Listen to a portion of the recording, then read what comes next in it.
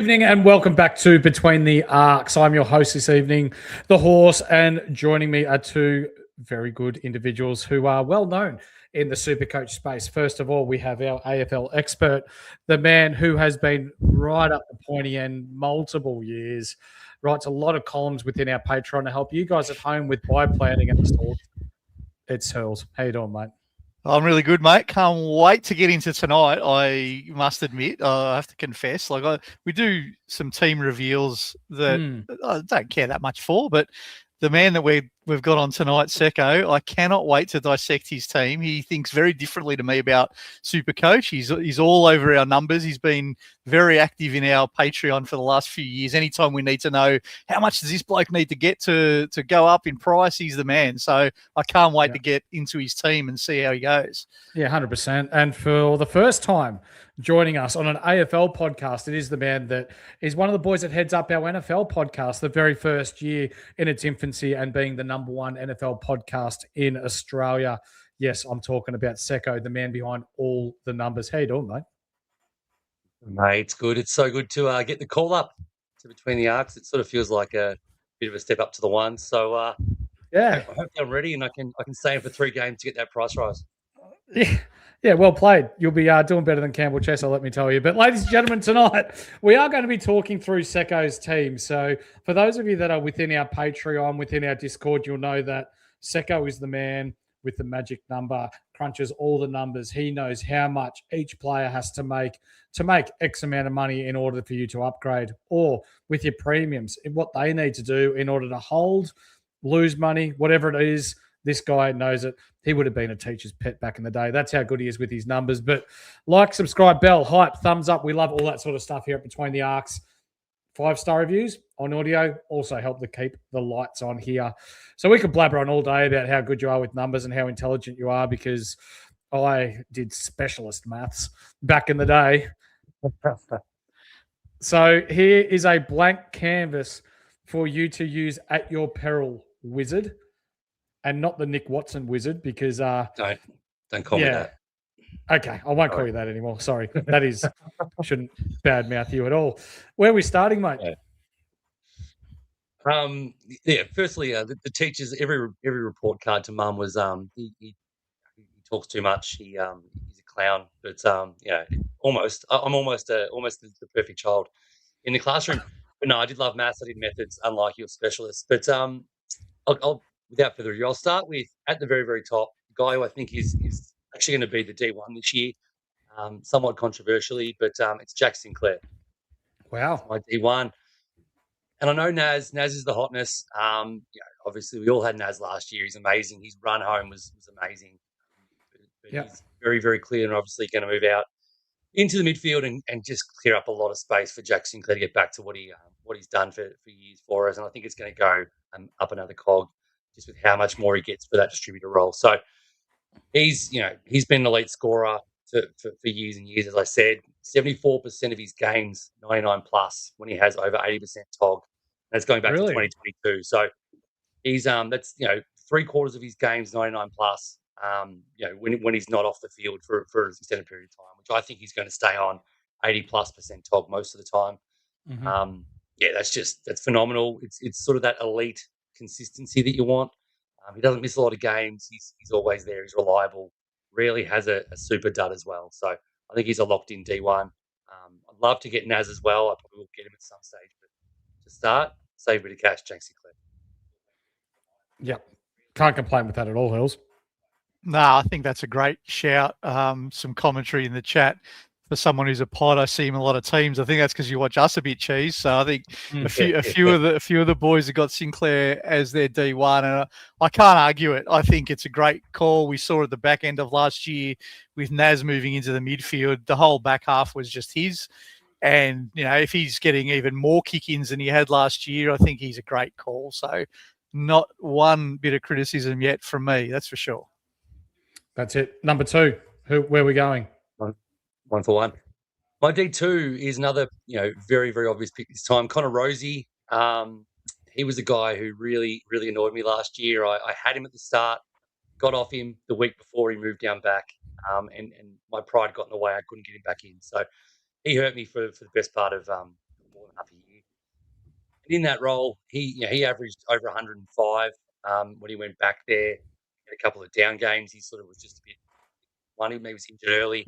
That's included in that. I didn't remove any games. He's good for a sort of high 108, 109 type guy this year. I think no buy, just a sort of a locked in guy. He guaranteed D6 in my mind, and I'm very shocked, barring injury, if he doesn't finish. Yeah, right. Hurls? Love it. I think one of the things that I already noticed, Secko, do you do like your own forecasts? Like I noticed when you talk about blokes, a bit different to me. I'm a bit of an eye and a gut kind of feel player, but you got, all right, this guy I reckon's pegged for 108, 109. Do you have all your players ranked with what your projections are and all that kind of stuff when you do your planning? Look, it's not in a massive spreadsheet with 700 players and what they're going to rank and what they're going to score every week. But there's a vague idea. I have an idea, and that can be sort of changed. Early start, a little bit of schedule. But I haven't really dug in too deep. But I have an idea in my head of what I think they can score based off. Usually, I take 2 or 3 years of data if I can. Usually, I take an optimum sample. I'll take away games that they played 25% TOG, for example. Or games that they played, like when Rozee played a handful of games deep forward for no reason other than Ken forgot his meds that week. And so you take them out because he scored 65 that week. Like, it's a clear outlier. So I try and remove outliers, but really I don't have I have an idea in my head of what I think they're going to score, and that's what I frame the team on, and whether they're going to be a keeper, especially in the D or defence or forward lines. Love it. Where are you going to from here? Next one was actually a guy who was in the SuperCoach news today. Looks like it's not much, but it's Jordan Clark. He's my D3. Okay. He popped up today with a bit of a calf awareness on the back of a match sim. Got that news pretty late in, but I don't think it's much to worry about. 31 days or 30 days, probably 32 days till they play. It's a fair amount of time. He was scheduled to play for WA in the State of Origin, so I think he'll be out of that just purely because the Dockers will say no to that. But unfortunately, I won't get a chance to see him other than practice matches. But he's a linchpin guy. He's a bit like Sinclair. He's always on the ground, super high TOG. He's actually hasn't missed a game in 3 years. Hasn't had a game without 80% TOG as well in that time. So he's that sort of Iron Man guy who you can he doesn't usually have the 130s, 140s. But he's consistent 100 guy. He's at 68% of games, 100 plus since 2024. So that's the kind of guy you can sort of set your watch to. The guy I like as a D3 option. Yep. Love it. For those of you that are in the chat, yes, we do read the chat. We star the comments and then we address them at the end. So we're not ignoring you. We just want to get through the team and then address everything towards the back end. With 3 primos in your defense, does this mean you're going rookies early on, or where are you going to? That was my build for since team picker, probably 85% of the time, up until recently, where I've actually put in a high price, mid pricer next, which is a bit different to how I normally script things. But it is Colby McKercher. Okay. Anyone who knows me, some boys in some of the group chats I'm in, they'll know I'm pretty anti-Colby. I'm probably not many people dislike Colby McKercher as much as I do in the SuperCoach space, but that speaks volumes. His role is just too valuable, I think. If everything we're hearing is right, and if the practice match preview that we get lines up to this guy's just going to be that absolute premium role that we love for SuperCoach. Ball distributor, they'll look for him, apparently looking for him a lot to get the ball in his hands. He's priced at 83. In this role, he went over 103 once he shifted back last year in that back half. So it's just, I don't see him as a keeper. I will say that. A lot of people I've heard and seen on Twitter are sort of floating maybe he's a keeper. He could be a D5, D6, maybe, if everything falls right. I see him as the perfect guy to move off at his buy. He's got the round 12 buy, hopefully 100K richer for it.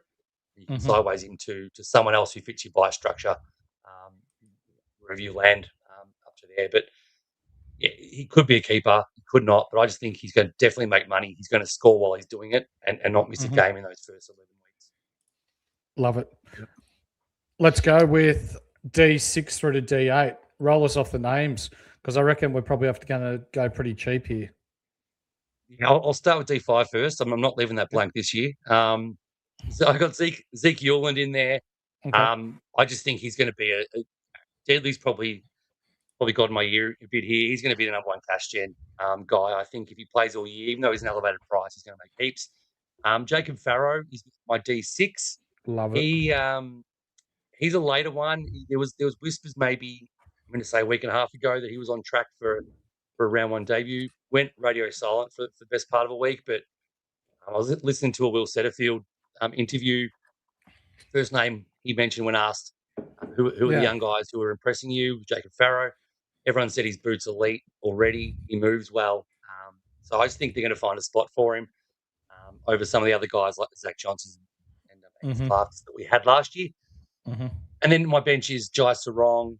He's been locked in since team picker. I think he can play straight away. And at the current time, Lockie Jakes is my D8.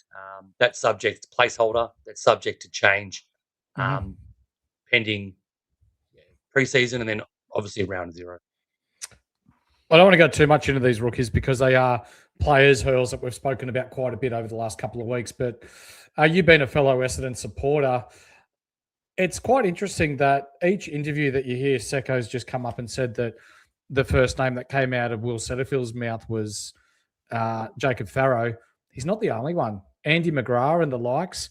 It's always Jacob Farrow that's at the tip of everyone's lips when they're talking about players who have impressed them in the preseason there at Tullamarine. Yeah, I think the beauty with Farrow is if he gets a game round 1, and Secko and I were talking about this earlier today, if he gets a game round 1, you're not expecting that he'll lose his spot until his maybe body needs a rest, which you're going to expect 6 to 8 weeks of games. He's in I think he's probably in the back 7 rotation, which helps. So he can be bench coming on, play that back flank. The real catalyst for this being a lock, and those who saw my team pick, I had him in mine as well, and it was really a guess. Back when I did mine, I didn't know if he's going to get a game or not. I think since then there's been a lot of word about Archie Roberts spending a bit more time in the midfield. Now I temper some of the midfield time in pre-season. We saw what happened with Connor McDonald today. That Sam Mitchell said he probably plays forward. So I'm not saying Roberts is going to be a permanent mid, but if they're trialling other things, it's in Essendon's best interest to get these 3 kids into the team as early as possible, get them games, get them to 40, 50 games. So if he plays round 1, I'm picking him as well. Yeah, love it. I will say there's other guys. Sorry, there's other guys in the mix. David Taylor was in that spot for a long time. He's still there. If Farrow's out, there's guys there. Harry Kyle's still on the radar, and Josh Lindsay as well is there. So there is guys to fill in. I think pretty confident of having 4 rookies that are all going to start round 1. Love it.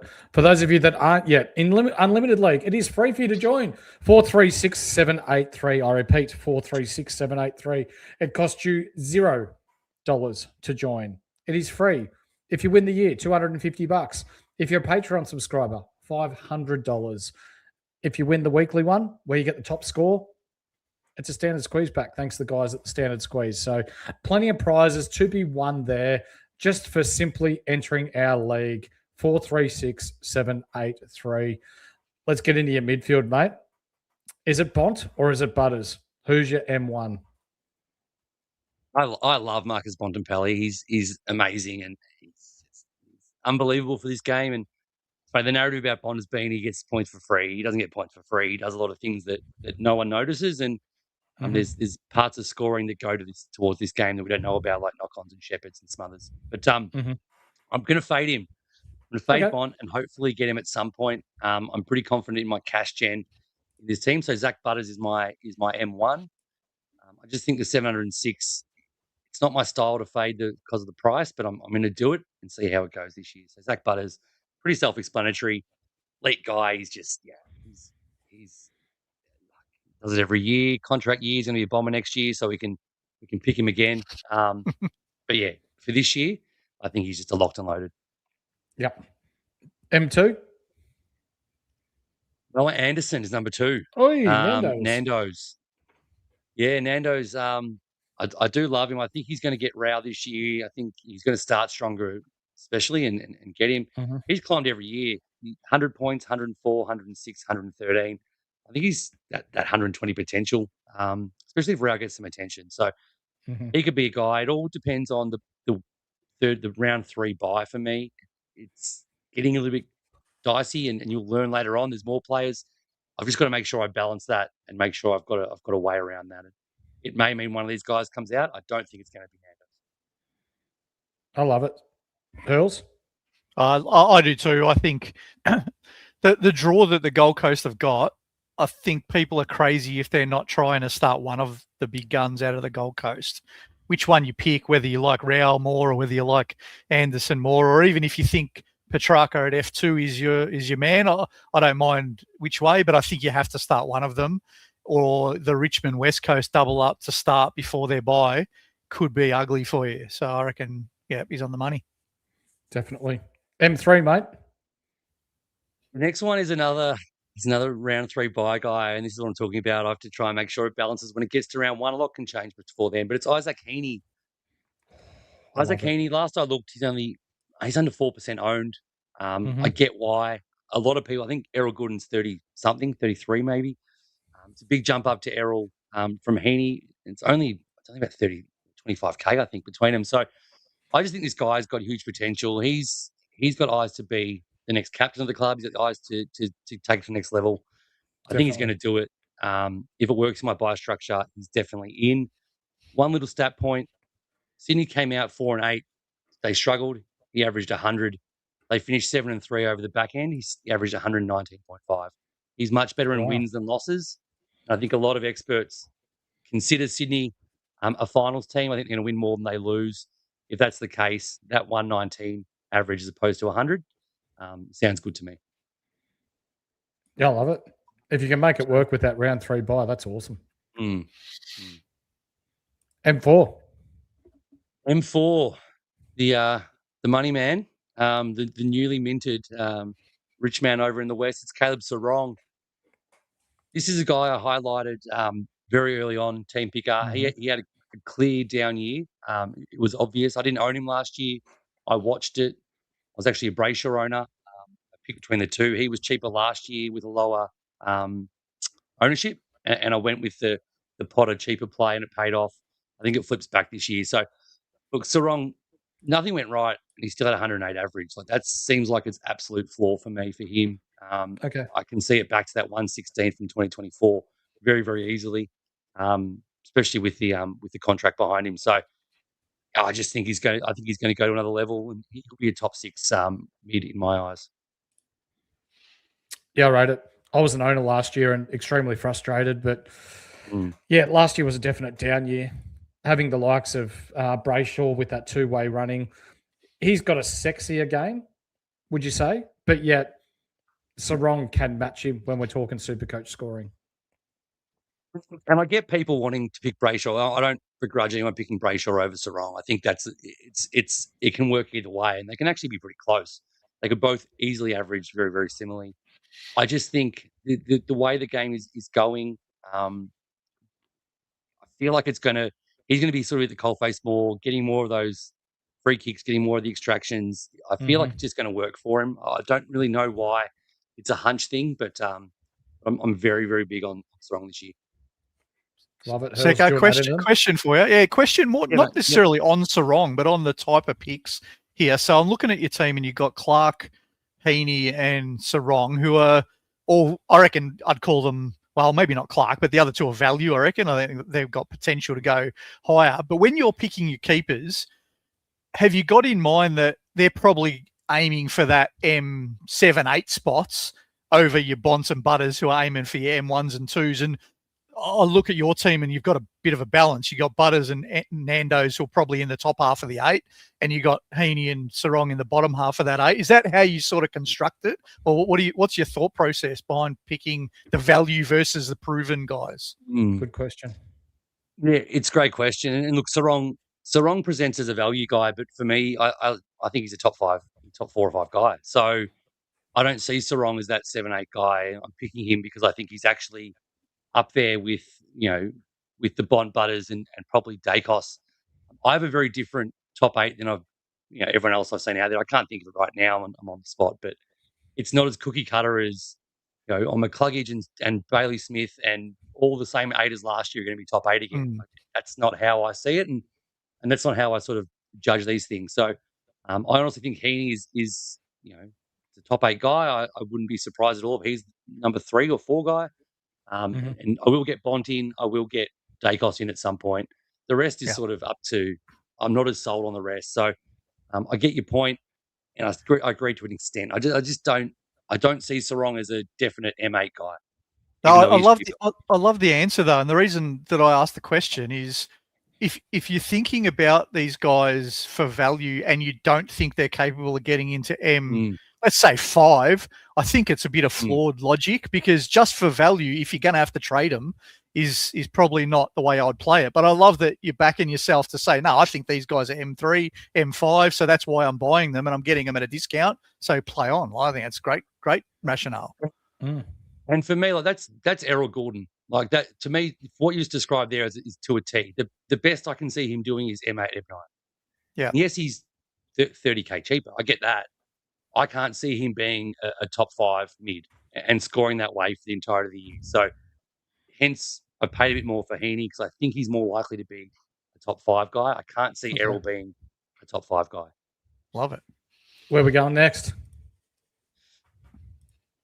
A couple of chalk picks next. Hayden Young is just a no-brainer. I don't even want to talk about it. I do want to. Well, we don't have to. He's in everyone's. Well, 52% of people's team. I do want to talk about one thing that I think Hurls and I do align with. The sort of the groundswell of opinion out in the Twitter sphere is that Hayden Young's probably a locked-in keeper type, or not a locked-in keeper, but a likely keeper type. To be that, he's got to average 115. I don't think there's much chance he can average that in that midfield. I also don't really think he's much higher than 100 average. So that's my opinion, and my opinion could be wrong. I think Hurls, you're in a similar sort of way. But if we're viewing Young as a guy we want to keep all the way through last upgrade type thing, I don't know if that's right. His buys around 14, I think. That's the perfect time to jump off him. If everything goes okay at 100, he'll make 160K, I think. Hurls, that's perfect. He's 530, 540K. Slight jump up to, again, whichever primo in the mids fits your buy structure. And happy days, you've capitalised on a guy scoring 100 every week for the first 13. So nothing to say about the pick. Definitely pick him, but I just don't think he's ever going to make it past round 13 for me.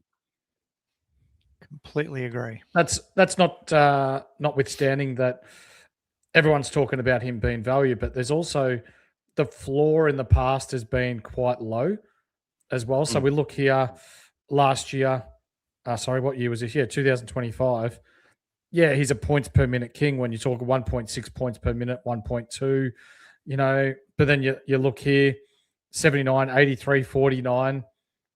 That's all well and good. The year before, I think I was an owner for a little bit early, and he went 70, 62, then popped off for a little bit, then scored a couple under 100, 65, 62, then found some consistency. But Hayden Young is exactly that. He's not an endgame keeper.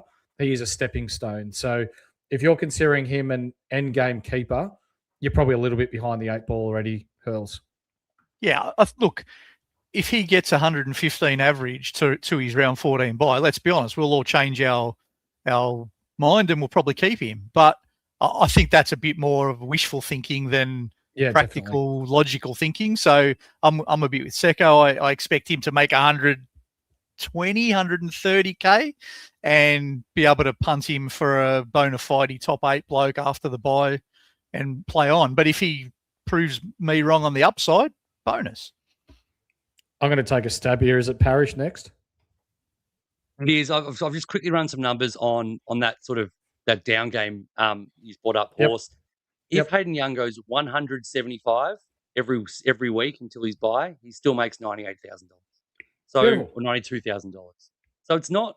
I mean, if he goes 175, 175, 175, 175, the hundreds keeps bringing his break even down, so the 75 isn't cratering his cash, Jen. Yep. So that's how it's actually not that bad if he has the odd down game. He's not going to have every second game as well. So even if he has a down game, I think he's good enough to score well enough to be able to keep generating cash and make 100. But you're right, it is Darcy Parish next. Darcy Parish. Do we need to talk about him say something about Darcy Parish or no? Let's move on. He's been spoken about enough this preseason. Give me your M7s through to M10, please, or M11. Sorry, M11. Yeah, I've got Dyson Sharp in there at the moment. I think he plays, and if he does play, he's in that Zeke Euland top 5 cash gen type guys. I think he plays a lot of games. He's an inside bull. He's been a high-level SuperCoach accumulator for his whole career, a leader his whole career, captain of every team he's ever played, including rep teams. So he's just a bona fide start. I can't believe we got him so late in the draft. Next up is Jagger Smith. He's on field because he's the best player for his team and he hasn't played a game yet. Yeah. I mean, come at me, Carlton supporters, but he is. Nothing to say there. The bench is made up of a guy who wasn't in anyone's team probably 3 weeks ago. Couple of reports, very, very glowing. It's Jack Carroll, 119K from St Kilda. Yep, definitely. All reports from track watchers, and there's a lot of good track watchers of St Kilda. They all say he's the clear number 2 halfback opposite Sinks. So in that role, at 119K, he can be as bad as he was at Carlton and still make money for us. You got Rechko is my next guy, and Prindable. These guys who have had pretty good support for the majority of the preseason. I think Rechko just plays wing. Better than Camden McIntosh. Did he retire? Maybe. I don't know. Better than McIntosh ever was already, and he hasn't played a game as well. And Prindable was another little kid that the Deadly I first had out of Deadly's mouth, looked into it. He's a SuperCoach stud in the Coach League as well. He is. I think he averaged out 130 something over his Coach League games, SuperCoach points. So he's an accumulator type, sort of like Jagger Smith was. Not as good, but like he was last year. We'll speak about him just accumulating. So pretty solid. That's obviously subject to change. The M9 to 11 can change based on, obviously, selection. Let's go through to our Ruckman. And the Ruckman today are going to be brought to you by Stromcrete, the Central Victoria's leaders in concreting. You need driveways, pathways, garages, anything done, pools even. These guys are your men. Free quotes if you quote between the arcs, and also 10% off any job. Also, a big shout out to Bradley Constructions as well in Melbourne for all your steel works. Need anything to do with steel? Bradley Constructions are your men. Both links are in the description below. Let's get into your rucks. Have you gone penny pinching here, or is this one that is going to line with a Patreon article that will be released tomorrow detailing how we believe the ruck situation is going to go this year? Yeah, it's Rucks has been an absolute saga. I know Hells is probably the most passionate about this. He has no idea what to do. Hopefully, I can give him some idea, some guidance, but I don't know if I will. It's hopefully clearer out there, but it's pretty bleak. It's bleak in the way that we have no idea. Like, we have absolutely no idea what's going to happen. What we do have is 10 years of sample data, and yes, it was slightly different. They had last touch all over the ground, not just between the arcs. Okay. But I think that, along with 2 other rules that have come in, obviously hit up the Patreon article, you'll read all about it. The 3 rules combined, I can see at least a 20% decrease in stoppages, up to a 25. So anywhere between 20 and 25. And if that's the case, the rucks who get the higher proportion of their points from stoppages will inevitably get less points. It's as clear as day. It's a big enough percentage that's going to drop points. So I'm going for the guys who aren't as reliant on ruck stoppages. Okay. Purely because I think, and what I do think, it's been this other narrative, top 3, next 3 rucks has been bandied around by a lot of people. And last year it was that. It was 127 to 125 average for the top 3. Next 3 were 113 to 110. There was a clear divide in that. That's 15 to 14 to 15 points between them. I think this year it's closer to 6 to 8, maybe 10 max between all 6 of these guys. So again, I've dug into it a bit, read the article. It's sort of goes a little bit deeper, or a lot deeper into the why and the how and some numbers behind it. But without further ado, my R1 is Luke Jackson. This is not set in stone. I will say there is 3 guys vying for these 2 spots. It all depends on what happens. Obviously, 2 of these guys play round 0. So I'll form a basis of an idea. But at the moment, it's Luke Jackson. I just think he rucks a lot more than everyone thinks he rucks. Sean Darcy's already injured. He loves being injured more than anything else in the world. He also came back about 30 kilos heavier than he left last year. Mason Cox is not a ruckman. So I just think this guy actually rucks a lot. And when he doesn't ruck, what does he do, Hurls? He's Ruck Rover, mate. Unicorn. He's Ruck Rover. And what do these new rules mean? They throw the ball up as soon as the umpire picks it up. He'll get an extra probably 10 hit-outs minimum per game by just being there, because Sean Darcy, if he is playing, can't get to a contest. So he's going to get a lot of free hit-outs. I think it's being undersold out in the SuperCoach community. So, yeah, I just think he's going to, even last year, he had 67% CBAs, but only 50% ruck contests. So it means he's getting a lot more around the ball CBAs as it is. Around the ground, he's going to pick up a lot of free hit-outs, which hopefully go to Caleb Sarong to advantage, or a smash. Yeah, we'll talk about that, smashes and SuperCoach whatever that is, points at a later date in a episode that'll be dedicated to SuperCoach scoring. Where are you going with your R2? Currently, it's Team English. The other guy, I'll spoil it, is Darcy Cameron. It's a toss-up between the 3 of them. I've got to try and figure out. I've dug into the data for that article. I want to sort of extrapolate it more to a granular level. But it's Team English at the moment. I think the difference in him as a ruck before they started doing that grapple ruck stuff and after is night and day. He's the kind of guy who he was actually a midfielder his entire career until he was 18, and he grew about 7 inches over a preseason, and they said you can't be a midfielder, you have to be a ruck now. So he actually thrives on the transition ball and free ball rather than contested ruck ball. So again, this is probably a little bit quick draw on the potential rule changes and see what happens there. The thing is, we get some data at least. We get practice matches under these rules. We get 4 games of actual AFL Premiership points football to try and get some idea of what the stoppage reduction looks like. If there's no reduction, this is probably all out the window, because I'll change my, I'll write a new article based on the sample size as small as it is. But at the moment, it's English and Jackson and maybe Darcy Cameron. Love it. Your R3, are you going with a Reedy or a Kalani White type, or where are you going there? Yeah, I don't know. I don't think any of these guys are going to play. So it's Reedy if he's named. Yep. It's Lachlan McAndrew if he's named. It's Kalani White if no one's named, I think. And do what we did a couple of years ago and had, who was that bloke we had Nick Madden. We had Cohen Livingston was one as well. Cohen Livingston, that's his name. Yeah, the DPP 99K guy. Not ideal to do it, but I honestly don't think any of these 119K guys play, to be honest. Right away, Reedy will play, so maybe he's worth picking because he might get a game when shitnet is shit, and they go on a buy and they realise there's no point playing this bloke. But until then, I don't even know what to do, and I'll probably start Reedy if no one plays. Now I think about it. Ladies and gentlemen, if you want to get involved in any cash leagues, we have $250, $100, $50, $25. We've got a draft competition as well. We've got a new keeper league that's being set up as we speak that will be capped at 20 people, and also AFL footy tipping. If any of this interests you, click the link below or send us a DM and let us know that you're interested, and we will sort you out. Your forward line, you've got roughly $2 million to play with and change. Is it Schiezel and the rest, or are we going cookie cutter, or what are we doing? It's somewhat cookie cutter. There's not a lot of cash, is it? I might have shortchanged myself. We'll see if we get there.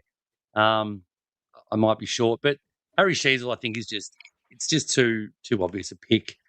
There's no way he's not a primo. There's no way he doesn't score considerably above. I just can't see a world Even in his worst moments, when Clarko goes a little bit crazy and moves him around into bad spots, hence getting the DPP in the first place, he still scored pretty well, and he has some down games. But it's the worst case, and for a forward, we have a bit more of a cushion on these guys scoring. So I'd toyed with it on maybe fading him and using some cash made in the first 6 rounds and then get him in. Hopefully, has a bad one, but it's just not worth doing. He's also underpriced, which helps. I don't see a way that he loses much cash, if any. Yeah, right. It's a dangerous game to play. Love it. F2 is a little bit different to most that I've seen out there. I'm not going down I'll call him a bridging primo route. I know track's better than that, but it's Sam Flanders. There's no track, there's no Cosy Pickett. This has been done through a lot of conversation in our Discord, in our Patreon, with Hurls, with a lot of very smart people, and I think I've come to the realization that you can almost punt this. And I know Hurls is tossing up with having those two and literally rookies the whole way through until he gets more idea. And I'm not quite there yet. You'll find out next, but I'm pretty close to it. It's just a crapshoot. I don't think track is any higher than a high 90s guy, which is still good enough to be an F6 or better than an F6. I don't want to go Darcy or Phil Thorpe. I don't want to go Cosy Pickett. So I just don't see a way to have anyone other than Flanders in F2 at the moment. Love it. Let's go with your F3 through to F8, and then we'll talk through your picks as we knock them down. Yeah. So F3 is a bit of a different one. This is reliant a lot on preseason and round 0. It's Connor Buderick, the new Western Bulldog. He's been doing all his work halfback flank. I've obviously got him and Jakes, so I can't see both being in my team when round 1 comes. But I think this bloke is probably ahead of Jakes in the other halfback spot opposite Daily Bale. So I just think, his price, he's 240K. He only has to make 75 to make 150 odd K, pretty comfortably. It's even more than that. I think it's almost close to 200. I just think he's going to score well enough to be on field and also make cash. And this guy could very easily be a number of 4 or 5 guys in that 280 to 320 range. Yep. I don't love any of them, and this allows me a bit more cash to get a little bit richer higher up. Love it. Next up is Matthias. Next up, Matthias Philippou. He's been probably the biggest lock of all rookies outside of Jagger Smith. Everyone knows he's getting a midfield role. All reports is he's amazing. So lock him in. Yep. Todd Marshall is my F5, is it? Yep. Love F5. it. Yep. It's all dependent if he gets named in defense. He took some kick-outs in match sim. That's a bonus. Someone said that they want to use him for his kicking out of D50. I don't think his kicking's that great, to be honest. But if they want to, they can try it, and hopefully you can find some cheap targets. Be more about his intercept marking, wouldn't it, Hurls? Yeah, I don't know. I rated him as a forward, to be completely honest. So I don't know what they're doing, but from SuperCoach, it's bloody good. Yeah, it's pretty straightforward to pick him. Yeah, Dev Robinson is my current F6. Yep. All reports is he's leading the run. Obviously, Harron Schoenberg is pretty close to him. I think Finn McRae is gone. If you've got him, obviously wait for teams. I don't think he's going to play round 1. Doesn't sound positive. No, it doesn't sound positive.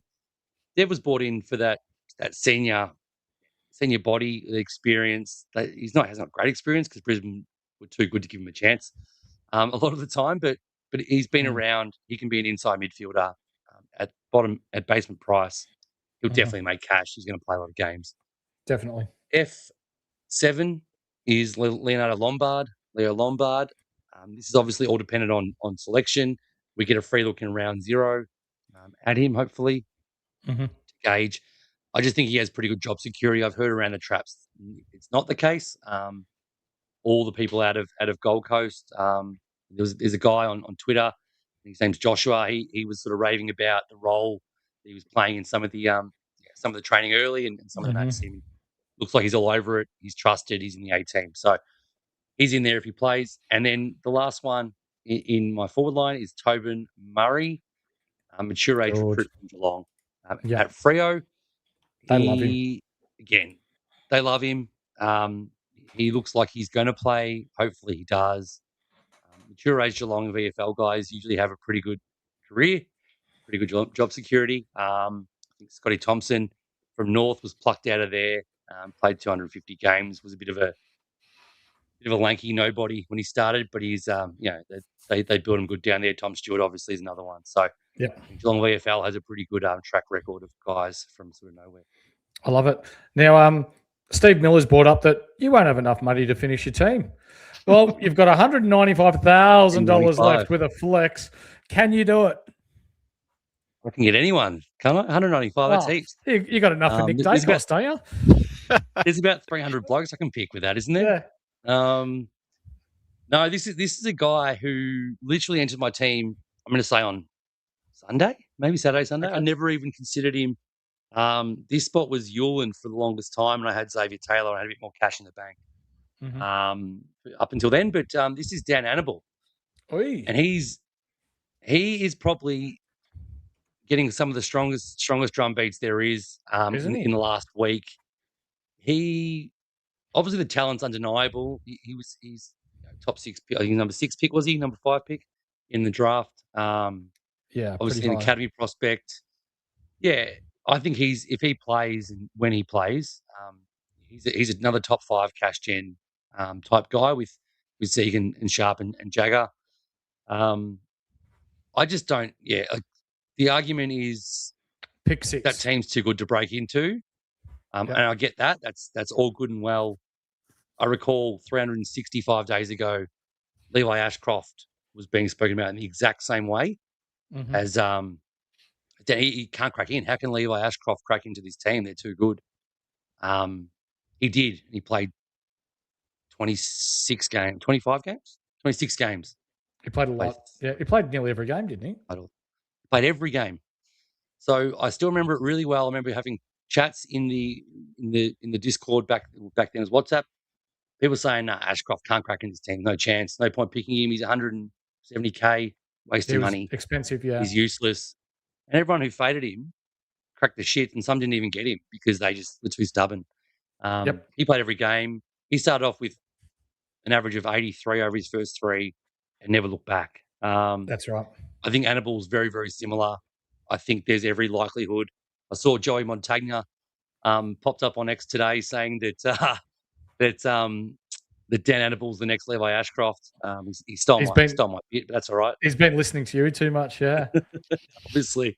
But no, I honestly think this guy plays from round 0. You'll all be owning him when he scores 87. Bookmark that, 87 in round 0. And don't look back. He's a cash gen machine. I can't really pick any fault here, and even if Dan Annable doesn't play, we're saying that he will, but even if he doesn't, you've got the coin there to go down to like a Xavier Taylor and bank the 30K. So absolutely no issues there at all. What do you reckon, Hurls? Love it. He's in my team. He's in my team, and again, we'll get a free look in round 0, which is even better. No sub this year, so if he's in the team, he's staying in the team because he's too good.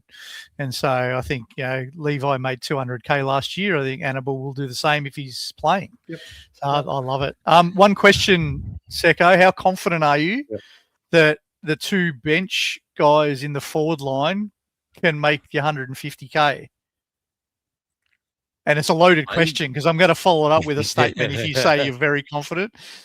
No, I'm not. There's no chance I'm confident. I think if Leo Lombard stays in the team for 7 weeks, he can make well over 100. He's confident. And the reason I asked the loaded question, if I can find that F7 bloke who's going to make 120 to 150, I am punting F3 like nobody's business, and I'm making my whole F3 to F8 rookies because I hate the forward line. Yeah. But I've got to see the rookies first. It's a big call because it's a lot of rookies on field in the forward line if I do it. But I need to see what those rookies look like. But I love the thought because at the moment I'm looking at Philippou, yes, Marshall, yes, Robertson, yes, Lombard, maybe. There's still Doveston. There's still a few other blokes who that might get a game. So I'm loving the look of that. Hassan El Akhtar. Ashkar, yeah. Ashkar I'm glad you brought that up. He's actually, I don't want to be seen. I am wearing the hat, and everyone knows we're three Bombers boys on a podcast. So surprising there's so many people watching. But he's the one guy. He's the same price as Toby Murray. I think he actually, all the word was, this again, probably 2 weeks ago, all the word was that Hussein would get a game round one. Zach Merritt had him in his SuperCoach team. Probably says a bit. So if he plays, Zach Merritt doesn't know what he's doing, or obviously Zach Merritt knows what he's doing because he's going to win the Brownlow this year. So he'll be fine.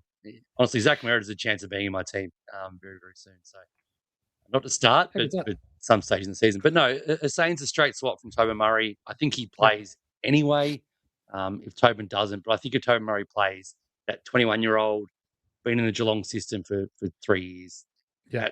That's handy to have behind you. They weren't real happy that he got drafted to Fremantle and they didn't have the assets to match the picks. So, yeah, very nice pick.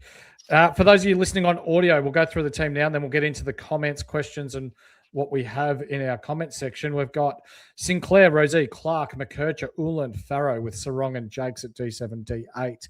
Our midfielders are Butters, Nando's, Noah Anderson, Isaac Heeney, Caleb Sarong, Hayden Young, Darcy Parish, Dyson Sharp, Jager Smith with Jack Carroll, Patrick Retchko, and Tyan Prindable on the bench. Luke Jackson and Tim English with Liam Reedy. Your ruck line with Schiezel, Flanders, Budarick, we'll just call him Connor, Philippou, Marshall, Robertson with Lombard and Murray on the bench, and Dan Annable listening. Joey Montagne's been listening to you and he's got him now, so it's only natural that you've got him in your first team preview, mate. But why don't we get into some questions and see if we can address some of the questions people have at home. It's question time. Let's answer your questions for the week ahead. You got to remind me, Hurls, I've got to change that picture.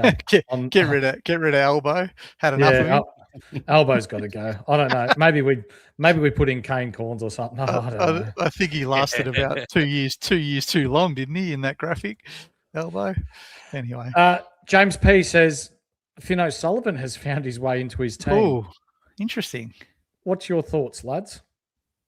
My initial thought, without looking anything up, is he an awkward price? I would imagine he's going to be high 200s. I'd say it'd be about 300K, I'd say. High 330, maybe, I'm guessing. 330. Yeah. 314.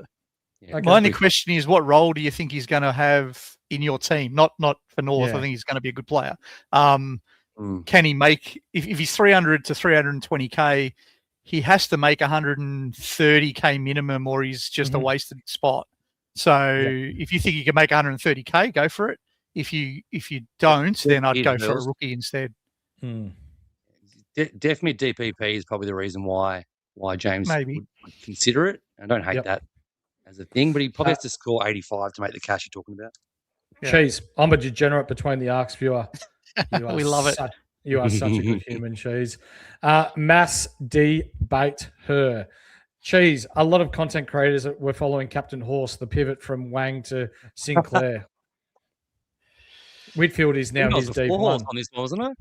What's that? Sorry, wasn't I in before you? Wasn't I in before you on the Sinclair move? Absolutely not. Maybe.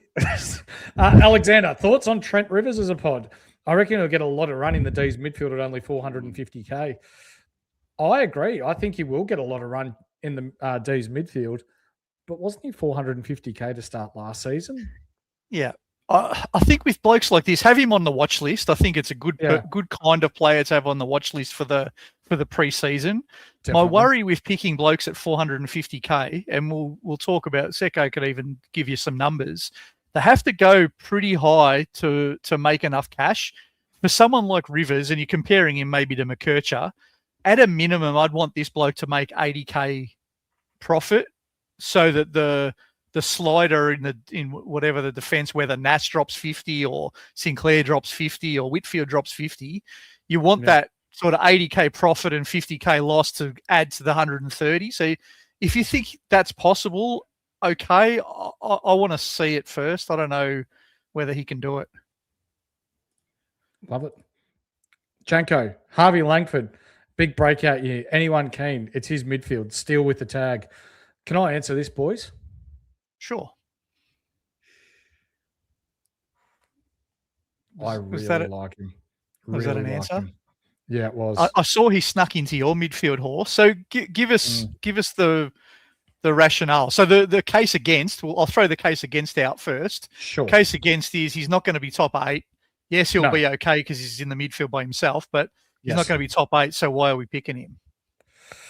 So if you look at some stats similar to a young Clayton Oliver, who in his first season he averaged 71 Supercoach points per game, and then popped up in his second season. He improved his Supercoach average by 41 Supercoach points per game in year 2, with Big Maxwell Gawn as the premier ruckman. This year, I believe that you look at that midfield, and Jack Steele, if anyone gets the tag, I don't think it's going to be Harvey Langford, which means he's going to be probably the number one on the end of the pill on the outside, getting the hands from the inside or being able to run a little more freely than other D's midfielders. So I see some real value there. Do I think he's an endgame keeper? Absolutely not. No. But do I think that he's got upside to make 120 to 150K, depending on ball use and depending on, whether he's able to get forward and kick a couple of goals and just put some cream on the top of these 90, 100 scores to push it to 110, 115? I absolutely think he can. I don't mind that. Give us a number, Secko. What's he need to go to make 150 to be a good pick? Are you on mute? I'm on mute. Sorry. Do you want to hear the clicking away of keys? They're on bye right at the end, so they got the round 16 bye. To make 150. 105 doesn't cut it. 110 gets him to 140K. If he scores what? If he scores 110. See that, and that's the hard pick with this price. Like I don't hate the Langford pick. I don't hate the Langford pick, but I think sometimes we forget what the maths needs to do for these to be really good picks. Like I reckon if he was making 150K scoring 95s, I'd be really hot on it. But if he needs to get 105 to 110, that's a lot. That's a lot to ask. That's a lot. Yeah. And that's why we've got Secko, the man with all the numbers, in our Patreon. Link is in the description below. Let's go to the next one that we have. Where am I? Clark has an injury. Yep, we've addressed that. A bit of calf awareness. So he will probably not play in the State of Origin, but will probably play against West Coast after that. Wait for round 0. If Bont scores 100, no one will pick him. And if he goes 130, the train will be full. Truer words have never been spoken. I've got him in my team, and I reckon I'll be even more keen if he scores a 95 or 100, because I don't care about Bont's price. I care about ownership percentage. And if he drops from 22% to 15%, happy days. I really couldn't care less what price he is. The last one, can I be a cynic for a second? Yeah. Are we going to get 7 injuries this week that we just need to temper a bit because none of them want to play State of Origin anyway? Probably. You're the one in Perth. You get the injury reports 3 days late on everyone else. I'm going to the game, and I have never been so uninspired to go to a game of footy in my entire life. Anyway, you know what? Bias aside with players that are playing in the team, because me being Victorian, I'm always going to go for the Victorian side. But playing State of Origin 3 weeks before the season is exactly what the AFL needed to do in order to make this like a as hotly contested game as they could. If they did it mid-season, it'd be like the NBA. People are going to fake injuries. People are going to look for ways to get out of it. Right now, people are frothing for footy. These players at their home clubs have been training their ass off since November to get themselves up to speed, to get themselves as fit as they can. I reckon this might be pretty hotly contested, regardless of who's playing. I'm not sold. I would have, if I was going to reinvigorate it, and I don't really care if we did or didn't. I would have made the week before the grand final, the bye, and then played it there. So you exclude the grand final teams, obviously, because they're playing the week after. But you have everyone else. I don't like it. I don't like it anywhere, to be fair, because I just don't think the clubs care about it. I think State of Origin was a great thing in the 80s and 90s, but once West Coast and Adelaide came in, it was done. You are absolutely entitled to your wrong opinion. Next, Chris Davis played half back in match sim today and took kick-ins. Interesting. Let's see if that sticks. Finals is an out-of-bounds area for Essendon. Piss off, you. So it's not wrong. We've got 10 slots to aim for now, at least. Steve Miller, where's this bloke going to generate cash? I can see plenty of spots, Steve, but thanks for tuning in, my man. Talking about Secko. Go on, Secko. Can I take the floor there? Go. I've got a lot of cash generators. So, I mean, if you don't think that, then maybe having a relook at the team. I think just to give a really serious answer to maybe I don't know if the question was posted before the team was full, or so I'll take that into consideration. Maybe it was while we were halfway or something. Yeah, I think around Hayden Young, I reckon. I can see 11 keepers in your team, Secko. So my maths tells me you got 20 cash generators. And I think people forget that sometimes. It's what's the role in your team, and people make up that I've got 15 keepers. That's all a crock. Maximum you're going to have keepers wise is about 12. I can see 11 in yours. My current team has 10. So the rest of them are cash generators. That's their job.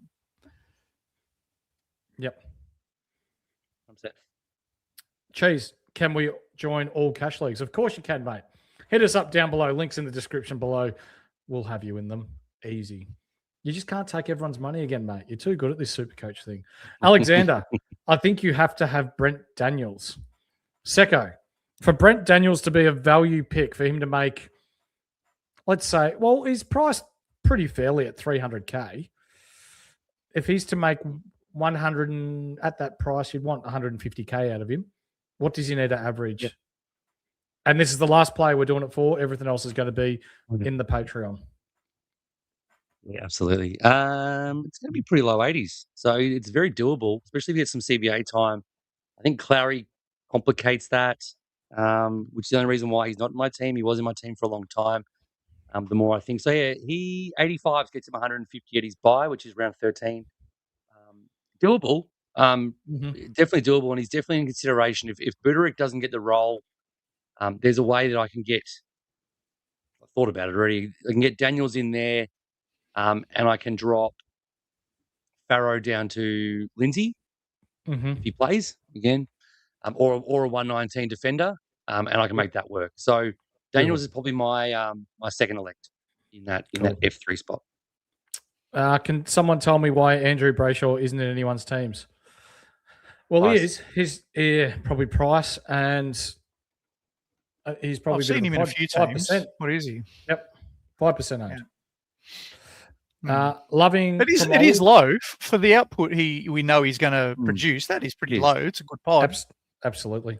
We'll race through these last few comments so we can get done in reasonable time here, lads. Loving the team and the structure from Ollie. Rookie coach, what a good-looking trio. I saw the other comment you put in there, rookie, and I've chosen not to show it, so I'm taking that as a one for me. How confident are you, Secko, with your captaincy options here? Great team. Look, I am. I think this question comes from people who have Tristan Cherry and Bond, which is all good and well. I think from memory, Noah Anderson's early run is really, really good. West Coast, Richmond, Melbourne, probably the three worst teams in the league. I feel like he can run a muck on them. And then you've got, and that's by then you're at round 5 and God knows what, but Butters is good to score. And I think Sinclair is going to be an absolute freaking good matchup. So there's plenty of people get caught up on captaincy. I think a little bit too much. There's 25 guys every week who are all captaincy worthy. Not any one guy is more likely to have a monster score, in my opinion. So you've still got to pick him. It's good to have a Bont to rely on the safe 130s as his bad game, but anyone can have a big week. Pick it right. Alexander, thoughts on Roby? I've got him, but not in love.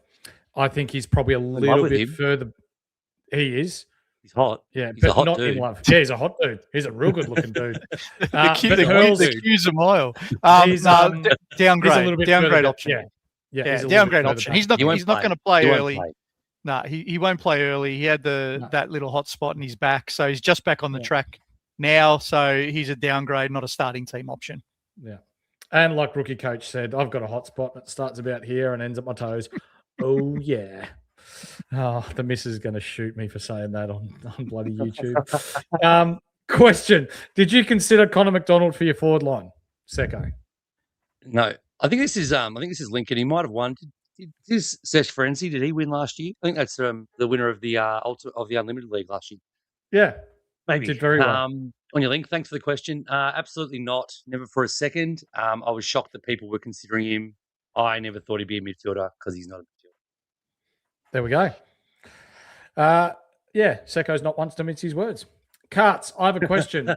Is James Worth considering? I'm not even going to finish the question, mate, because the answer is I'd rather have no. fingers if I could have a choice. Fingers.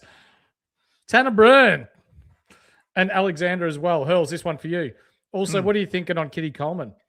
I had him in my team, and when I do my my grand plan tomorrow night, for those of you who want to tune in, you'll see Kitty in the team. He has been discarded today because I used that cash for something else. But I think he's viable. He will, if he's playing every week, and we know he's got a half backline role, he'll make the cash you need. It's just whether you can use that. What is he, 210 or something? I chose to punt him today and bring in 140K bloke, I think it was. So it just depends on what your structure looks like, but I don't hate it. Yeah. Kizza. Horse, your mate Joey, knew you on first name, but yeah. So little story behind this. Round 24, we had a few beers at the footy. Ourselves and a few of the subscribers went back to, I can't remember what the name of the pub was. Can you remember, Hurls? It was the Nixon. The Nixon. So we're there grabbing a beer, and Joey Montagna walks in, and he's grabbing a beer next to us and orders his beer and looks across. And I think Kizza was standing beside me, actually. And he looks across and shakes my hand and goes, "Horse, how you going?" I'm like, fuck, he knows who I am. So Secko, he's definitely watching you on the show. And, Dan Annable has come straight from you. Don't steal my guys. Stop stealing my guys. You heard him first here, Joey. Yeah. Carts. This is one that I'm actually keeping an eye on. It's Avery Thomas, a low possession, high percentage user of the ball. So he doesn't get a lot of it. Didn't get a lot of it at underage level, but his ability to hit targets and not waste the ball is very high. So if we see him getting a game, this is someone that I want people keeping an eye on. Hurls, Macca's Wi-Fi is slow. It's 29 days to go, mate. Update your banner. It's 31 days. It's 31 days because until Essendon and Hawthorn. The games before that do not count. Essendon and Hawthorn in 31 days' time. Get your facts straight. The other games are just Mickey Mouse stuff. Secko, one for you. Caleb Windsor.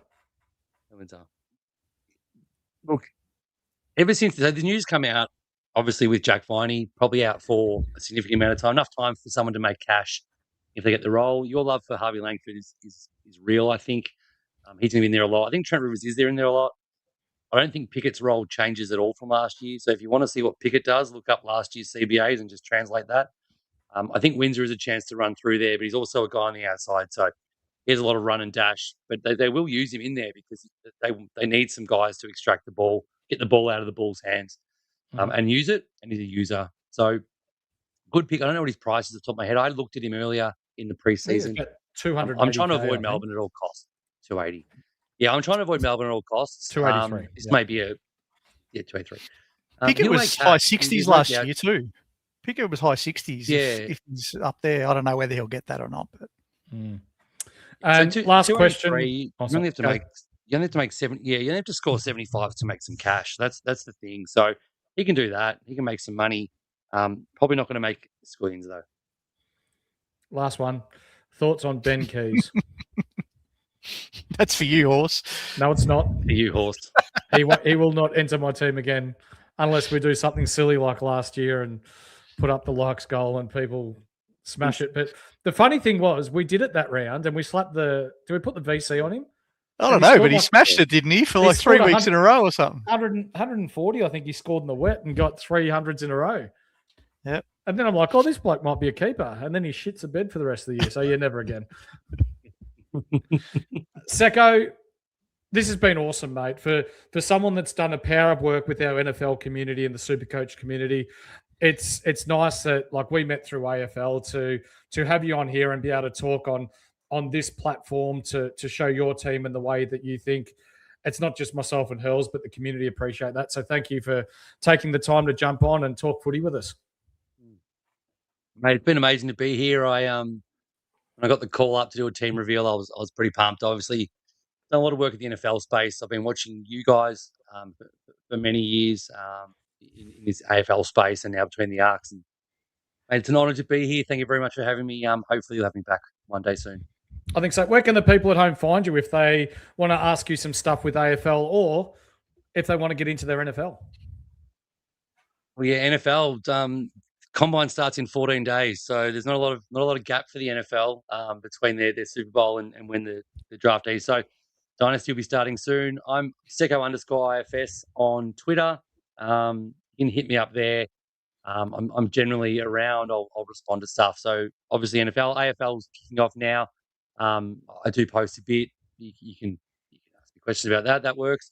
But yeah, NFL will start to kick off probably in 6 weeks. Really, it really starts to ramp up again. So anything, there's good thing about Dynasty NFL never stops. It goes all year round. So if you have any ideas for a trade you want to bounce off someone, feel free to hit me up on X, DMs, and I'll help you walk through it unless your name's Pistol. Yeah. Great work, Secko. Solid code shift. There you go, mate. And just join the Patreon. If you want access to all this man's brilliant analysis, that's the place to get it. I know that we give out a lot of free stuff. We do a lot of pods. We're on every day. We love to give content out to everyone on YouTube, but you absolutely get everything that we think without any kind of filter in our Patreon. The chat is very robust. Numbers, it's opinions, it's sledging, it's the works. So can't stress enough if you've got, what is it, $10 a month, Horse? If you can afford less than a schooner a month. Yeah, get involved. Not only do you get to talk to us, you also get to win double if you win. So why wouldn't you? If you can win the league, $500 for no entry fee except for your Patreon subscription. So go for it. 100%. Ladies and gentlemen, that's going to do us for tonight. Thank you to, the almost 500 people that have joined us across X and YouTube tonight. It's a pleasure bringing you content every single day. Tomorrow night, Hurls has got a special episode that we're going to be bringing for you. What that is, you're just going to have to wait and see. Sorry, I'm not going to wreck the surprise. But 8 o'clock tomorrow night, you'll catch us here on YouTube. But until then, take care. Look after each other. Peace.